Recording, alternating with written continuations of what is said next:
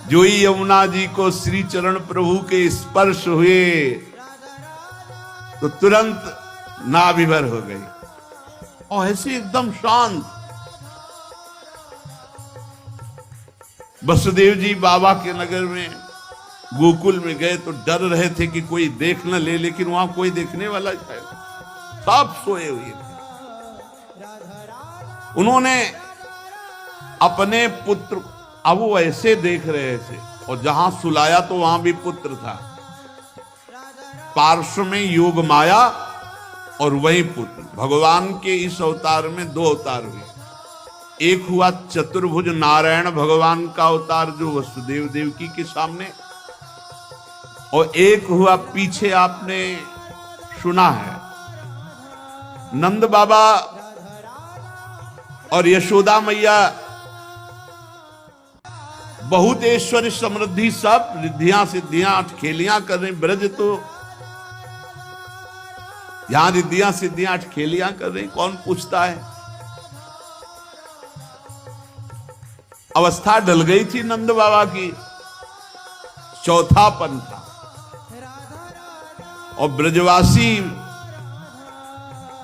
बाबा की इस दशा को देख के सह नहीं पा रहे थे, बाबा खिन्न रहते थे।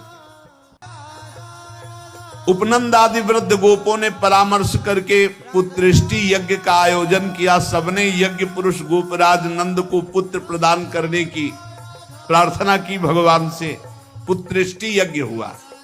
जैसे महाराज दशरथ जी की अवस्था डल चुकी थी तो श्रृंगी ऋषि ने पुत्रेष्टि यज्ञ करा, उससे खीर फिर भगवान चार रूपों में प्रकट हुए, राम लक्ष्मण भरत शत्रुघ्न। पुत्रेष्टि यज्ञ का अनुष्ठान हुआ नंद बाबा के यहां। अब उच्च कोटि के ब्रह्म ऋषि वेद ध्वनि आकाश में मुखरित हो रही थी। गोपराज श्री नंद बाबा अंतापुर में यशोदा मैया के पास बैठे हुए कहा, यशोदा रानी इस बार पूरे ब्रजवासियों का आशीर्वाद हो, सब ब्रह्म ऋषि हैं, कई बार हो चुकी, इसका मतलब पुत्र के लिए कई बार उपाय किए जा चुके थे, इस बार फलस्वरूप में मेरे पुत्र होगा। मन में बड़ी कामना है, मेरा विश्वास है ये जो यज्ञ हो रही चूंकि ब्रजवासियों का आशीर्वाद है और ब्रह्म ऋषि जन बड़े महिमाशाली हैं, पर मेरे मन में एक उदासी छा जाती कि कर्म से ऐसा पुत्र नहीं होगा जैसा मैंने एक स्वप्न देखा है। ये कर्म जनित तो नहीं हो सकता। यज्ञादि कर्मों के सभी फल चंचल हैं और मैंने जो पुत्र देखा है वो अचल है, अविनाशी है। बड़ी आशा, पर लगता है मेरी दुराशा है क्या। वो कर्म फल से तो नहीं प्राप्त हो सकता जैसे मैंने देखा है। मैंने एक स्वप्न देखा जो आज तक तुमसे नहीं बताया, यशोदा रानी से। भगवान नारायण भी उतने सुंदर नहीं जैसा वो बालक सुंदर मुझे स्वप्न में दिखाई दिया। मुझे ऐसा लगता है कि त्रिभुवन में कोई है नहीं सुंदर। एक बार जिसके हृदय में वो प्रकट हुआ उसको कोई आकर्षित कर सके ऐसा त्रिभुवन में नहीं। ब्रजराज की बात सुनकर यशोदा रानी ने कहा, सच्ची तुमने स्वप्न में देखा है? बोले हाँ। बोले मैंने तो बताया नहीं, मैंने भी स्वप्न में देखा है। क्या? बोले मैं नित्य सहधर्मिणी हूं, तुम्हारी सुख दुख की नित्य संगिनी हूं, मैं तुमसे क्या छिपाऊं। जैसे बालक की बात कर रहे हो ना, हमने तो इसलिए नहीं बताया कि आप कहोगे कि तुम्हारा पागलपन है। बिल्कुल वैसे ही मैंने देखा है। श्यामश्चंचल चारु दीर्घ नयनो बालस्तवांक स्थले दुग्धोद्गारि पयोधरे स्फुटमसौ क्रीडन मया लोक्यते स्वप्नस्तत्किमुजागरः किमथ वेत्ते तन्न निश्चीयते सत्यं ब्रूहि सधर्मिणी स्फुरति किं सोयम तवाप्यंतरे बाबा ने कहा मैंने भी देखा। दिव्याति दिव्य नीलमणि सदस्य श्याम सुंदर वर्ण एक बालक तुम्हारे गोद में दुग्ध पान कर रहा है, जो चंचल नेत्र मनोहर विशाल भाल तुम्हारी गोद में स्थित देखा, वो तुम्हारा पयोधर पान कर रहा है। कैसे बताऊं, अब तो मेरी ये दशा है कि सोता हूं या जागता हूं मुझे कुछ पता नहीं चलता। हर समय बालक लगता है मेरी गोद में चढ़ रहा है, मेरी दाढ़ी खींच रहा है। कभी मैं देखता हूं तुम्हारी गोद में दुग्ध पान कर रहा है। यशोदा मैया आनंद विवल होके कहने लगी, ब्रजराज ऐसा ही, ऐसा मैंने भी देखा है, ऐसा ही देखा है। वो तुम्हारे टोन पर चढ़े खेल रहा, मैंने देखा है ऐसा। सत्य सत्य सत्य कहती हूं, मैंने देखा मैंने कि उसे स्तन पान करा रही हूं, पर संकोचवश नहीं बताया कहां वो दिव्य बालक और कहां मैं। ब्रजराज नंद ने कहा मैंने असंभव समझकर ये बात तुमसे छुपाई थी। यशोदा मैया ने कहा मैंने भी, कि तुम हमारा पागलपन समझोगे, लेकिन ऐसा अगर दोनों के स्वप्न में आया तो जरूर भगवान हमारे स्वप्न को पूरा करेंगे। नारायण जिनकी हम आराधना करते हैं, नारायण सेवानिष्ठ नंद बाबा और यशोदा मैया दोनों तन मन वचन से भगवान श्री हरि की शरण में होकर के द्वादशी दिन यथाविधि व्रत करने का नियम लिया। पुत्रेष्टि यज्ञ के बाद द्वादशी व्रत की संख्या वृद्धि के साथ साथ अब वो स्वप्न में देखा हुआ जो दिव्याति दिव्य बालक है वो खुली आंखों झलकने लगा। अब तो भारी व्याकुलता बनी। व्रतानुष्ठान सर्वांग पूर्ण संपन्न हुआ तो एक दिन देखा कि स्वप्न में भगवान श्री हरि आए और मधुर वाणी में बोले, नंद यशोदा तुम मुझ में आसक्त और मेरे परम भक्त हो, तुम इतने खिन्न क्यों हो रहे हो? अतसी कुसुम के सदस्य श्याम सुंदर सुकुमार कुमार जो तुम्हारे स्वप्न में जागृत में अनुभूति का विषय बना हुआ है वो मैं हूं। निकुंज विलासी श्री ठाकुर जी ने कहा, जगत में वात्सल्य प्रेम का प्रचार करने के लिए मेरी प्रेरणा से द्रोण और धरा के रूप में तुम स्वर्ग से आविर्भूत हुए हो। कल्पों तपस्या की है मेरी प्राप्ति के लिए, जो ब्रह्मादि के लिए अलभ्य है। सौभाग्य है कि वो तुम्हें प्राप्त हो रहा है। उसी फल का आस्वादन करने के लिए अब तुम तैयार हो जाओ। चिंता मत करो गोपराज, मैं प्रकट होने वाला हूं। समझिए, वहां देवकी वसुदेव के यहां चतुर्भुज भगवान नारायण और यहां निकुंज विलासी श्री ठाकुर जी। श्री यशोदा जी बहुत आनंदित रहने लगी। तो एक दिन समस्त ब्रजवासियों ने देखा कि एक अर्धवृद्धा तपस्विनी स्नातक ब्राह्मण बालक को लिए गोपराज नंद की सभा में पधारी। इतनी तपस्विनी तेजस्विनी सब ब्रजवासी खड़े हो गए और आसन देकर प्रणाम करके पूछा, देवी आप कौन हो? आज तक तो आपको देखा नहीं। आपको देखने पे लगता है साक्षात भगवान की योग माया शक्ति हो। ये बालक कौन है? नारद मुनि जैसा दिखाई देता है। आप परम हम ब्रजवासियों का कल्याण करने के लिए पधारी हो। गोपराज के सभासदों की बात सुनकर तपस्विनी ने मुस्कुराकर कहा, मेरा नाम पौर्णमासी है, मैं महान तपस्विनी और दैवज्ञा हूं। तीनों काल का मुझे ज्ञान है। और ये जो बालक है तुमने कहा नारद जी जैसा, इसका नाम मधुमंगल है। ये बालक स्नातक है, इसका दर्शन करके नारद जी का स्मरण होना उचित ही है। ये संपूर्ण वृत्ति नारद जी वाली ही रखता है। तपस्विनी की बात सुनकर गोपराज सभा के सदस्यों ने हाथ जोड़कर पूछा, देवी हम आपकी सेवा करने योग्य बिल्कुल ही नहीं है, इस पर भी आपने हम लोगों पर महती कृपा की। मेरी कुछ समझ में नहीं आ रहा कि आप यहां क्यों पधारी। तो उन्होंने कहा, तुम लोगों को पता नहीं, एक अनिर्वचनीय महासौभाग्य उपस्थित होने वाला है, इसलिए मैं यहां आई हूं। सबके पूछने पर पौर्णमासी ने बताया, तुम लोगों के प्राणाधिक प्रीतम गोपराज नंद के यहां एक पुत्र होने वाला है जो अखिल जगत को आनंद सिंधु में निमग्न कर देने वाला होगा। पौर्णमासी की बात सुनकर सभी परमानंद में उल्लसित पुलकित गदगद वाणी से कहने लगे, देवी आपके शुभागमन से हमारा ये ब्रज जो है महान तीर्थ हो गया। आपके लिए कृष्णांतिके यमुना जी के समीप हम एक पर्णशाला कुटी बना देते हैं।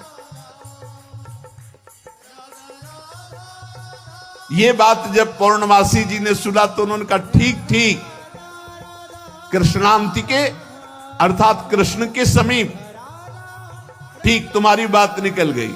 जो बालक होगा उसका नाम कृष्ण होगा। नंद नंदन के रूप में स्वयं प्रभु पधार रहे। पौर्णमासी देवी कालिंदी तट के समीप पर्णशाला में भगवान के दर्शन की अभिलाषा से निवास करने लगी। पौर्णमासी देवी देवर्षि नारद जी की शिष्या और श्री कृष्ण के आगे जो गुरु बनेंगे संदीपनी जी, उनकी माता हैं। संदीपनी मुनि की माता हैं ये पौर्णमासी देवी। ये महान शक्तिमती थी और श्री कृष्ण की मधुर लीला को सब प्रकार से जानती थी। भगवान की लीला का आनंद बढ़ाने के लिए मस्खरे मनसुखा के रूप में वो मधुमंगल, तो भगवान का जो ऐश्वर्य में अवतार हुआ वो जेल में, और जो माधुर्य में अवतार हुआ ये नंद बाबा के यहां। तो जो ऐश्वर्य में अवतार वापस गया, तो आप देखिएगा अक्रूर जी के साथ अक्रूर जी ने देखा जल में डुबकी लगाकर शेष सैया पर चतुर्भुज नारायण सेन, और हमारे द्विभुज मुरली मनोहर वृंदावनम परित्यज्य पादमेकम न गच्छति, वो कभी यहां से नहीं गए। जो गए तो देखो यहीं से निकलते ही चतुर्भुज हो गए, मथुरा में चतुर्भुज, द्वारिका में हमारे द्विभुज मुरली मनोहर नंद यशोदा के लाड़िले, वो कभी एक कदम ब्रज से बाहर नहीं गए। तो वहां योग माया के द्वारा नंद बाबा को यह पता ही नहीं चला कि अपने लाला में लाला का समर्पण किया, और पार्श्व में देखा, कन्या उठाया और आ गए। जे ही आए तो जैसे जैसे दरवाजे में प्रवेश करते जाते वैसे वैसे जंजीर ताला सब फिट, और जे ही वहां गए और देवकी जी की गोद में उस कन्या तेवी हथकड़ी बेड़ी जकड़ गई। योग माया के आते ही दरवाजे बंद, हथकड़ी बेड़ी जकड़ गई और पहरेदार जग गए, और कन्या जोर जोर से रोने लगी। जो साक्षात भगवती है। पहरेदार भागते हुए गए, कंस से कहा, महाराज 8वीं संतान उत्पन्न हुई। अब तो कंस के होश नहीं, वो तो जैसे पागल हो चुका, बाल बिखरे हुए, कई जगह गिरा, दौड़ता हुआ आया, दरवाजे खोले गए। बड़ी घबराहट है, बाहर बिखरे हुए, बड़ा भयानक रूप कंस का। जग गए और पैर पकड़ा और कन्या को हाथ जोड़ रही देवकी जी ने कहा, भैया मारो मत। आकाशवाणी हुई थी कि पुत्र होगा, ये तो कन्या है, स्त्री जाति है, अभी बच्चा है, आप क्यों मार रहे हो? भैया तुम तो बड़े कृपालु हो, और देखो हमारे कई बच्चे मार डाले तुमने, अब एक कन्या बची, इसे तो दे दो, मैं तुम्हारी छोटी बहन हूं, बहुत दीन हूं। बड़ा प्रार्थना की, लेकिन वो देवकी जी रोती रही, पैर पकड़ करके कन्या को एक चट्टान पर मारा। और ये कन्या कोई साधारण कन्या तो थी नहीं, आद्या शक्ति महाभगवती हाथ से छूट गई, और सामने आकाश में देखा तो 8 आयुध, दिव्य माला वस्त्र चंदन मणिमय आभूषणों से विभूषित, धनुष त्रिशूल बाण ढाल तलवार शंख चक्र गदा। देखा सिद्ध चारण गंधर्व अप्सरा किन्नर सब स्तुति कर रहे अंबा की। और उस समय देवी ने कहा, ए मूर्ख, तेरी सामर्थ्य नहीं कि तू मुझे मार सके। और तू जिसे सोच रहा ना कि मैंने मिटा दिया, अरे तेरे मारने वाला पैदा हो चुका है। निर्दोष की हत्या करने वाले, अब तू बच नहीं सकता, कहीं भी भाग के जा, तेरे मारने वाला पैदा। आप कंस के दिमाग में आया कि संतान तो 8वीं पुत्र होनी थी, वो पैदा हो चुका, ये आकाशवाणी झूठ कैसे बोल सकती, तो पैदा तो देवकी के यहां ही होना चाहिए। बड़ा आश्चर्य हुआ। फिर उसने हाथ जोड़ा देवकी वसुदेव जी की, व्यर्थ में हमने आपको कष्ट दिया आकाशवाणी, आप मुझे क्षमा कीजिए बहनोई जी और बहन जी। और वो उन्होंने कहा कुछ नहीं। वसुदेव जी से कहा कि विधाता भी झूठ बोलता है, आकाशवाणी हुई थी कि 8वां पुत्र होगा, पुत्री कैसे हो गई? मैं बड़ा पापी हूं, मैंने आप दोनों महात्माओं को बड़ा कष्ट दिया। पर वसुदेव जी आपको दुखी नहीं होना चाहिए। जो लोग तत्व को जानते हैं, आत्मा को जानते हैं, वो शरीर के नाश पर दुखी। देखो इनको भी ज्ञान है यार, बड़ा विचित्र है। पर उपदेश कुशल बहु तेरे, राक्षस स्वभाव वालों को भी ज्ञान, ये भी उपदेश दे रहे। वसुदेव जी ये शरीर को जो आत्मा मान बैठते हैं, इसी उल्टी बुद्धि के कारण ये एक दूसरे से बैर और राग द्वेष कर लेते हैं, जन्म मृत्यु को प्राप्त होते हैं। यद्यपि मैंने तुम्हारे पुत्रों को मारा, फिर भी ज्ञान के द्वारा देखो कौन किसको मारता है। बड़ा सुंदर ज्ञान दे, अभी बताएंगे ठाकुर जी आके तुम्हें कौन किसको मारता है लौट के। ये जो अपने स्वरूप को भूले हुए हैं लोग, इसीलिए मैं मरने वाला हूं, मैं मारता हूं, ऐसा मैं दुख भोग रहा हूं, ये मेरे को दुख देने वाले घोर अज्ञान की बात। कोई किसी को मारता नहीं, कोई किसी को दुख नहीं, जीव अविनाशी है, शरीराभिमान के कारण ऐसा। फिर भी मैं क्षमा चाहता हूं आपसे। वसुदेव जी के चरण प्रकार, देवकी जी ने कहा भैया भैया बस पैर छूने की जरूरत नहीं है, आप खुशी रहो।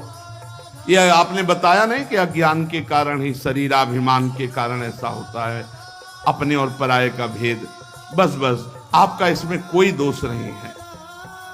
जब वसुदेव और देवकी जी ने इस प्रकार, तो कंस वहां से अनुमति लेके चला गया और बुलाया पूरे परिकर को और कहा योग माया ने जो कहा है वो झूठा नहीं हो सकता। 8वीं संतान पैदा हो चुकी है मारने वाली, तो ये लड़की नहीं हो सकती, ये पुत्री नहीं हो सकती, कुछ है, प्लानिंग करो। वो कह रहे पैदा हो चुका तो ब्रजय में होगा। कंस के मंत्री जितने थे वो कंस से भी ज्यादा बुरे स्वभाव वाले थे।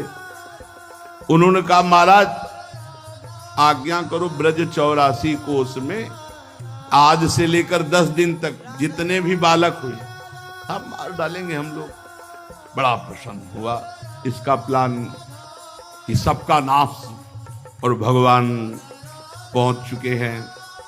यहां से ईश्वर स्वरूप और यहां से ब्रज के लाडिले ठाकुर कभी बाहर नहीं गए, पक्का मानना। कभी ये जितने संत जन ऐसे थोड़ी जी रहे हैं, पूरी भावना में नहीं जी रहे भाई। छिन छिन बिहरत संग, छिन छिन निरखत प्रेम भरी, छिन जस कहा तभंग। अब जब मैया के नेत्र खुलेंगे, लाला को देखेंगे तो उत्सव मनाएंगे। वो कल अपने लोग फिर उत्सव मनाएंगे। श्री राधा वल्लभ लाल।